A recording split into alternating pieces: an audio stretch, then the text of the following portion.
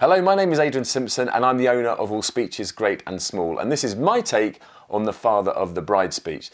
Now, the father of the bride speech has a bit of a dodgy reputation. Actually, all wedding speeches have a dodgy reputation, but the father of the bride is known as being quite long, being quite indulgent. In fact, some fathers of the bride actually fail to mention their daughters whatsoever, which is remarkable, but it does happen. So it's very easy to get wrong.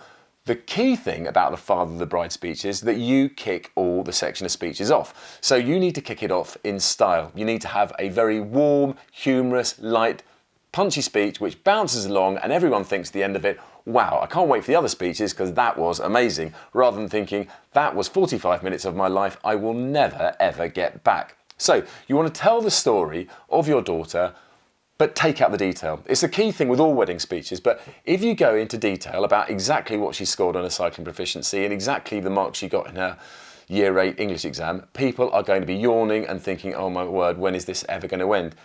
Chances are everyone there will know that she's a beautiful, successful, bright, intelligent young woman, and they don't need to be reminded of that. So you want to tell her story in a fun way, bringing in other people to give it a balance to the speech. So obviously your son-in-law, how the proposal went, did he ask your permission, some fun stuff like that. Leave that, the actual proposal details to his speech, but you want to involve yourself slightly in that. His parents, anyone that's made a great deal of effort to be there, you're welcoming people, you're kicking things off, so you need to lead that charge. Do it in a funny way. Think about how you can make ordinary things funny. Don't be scared of humour.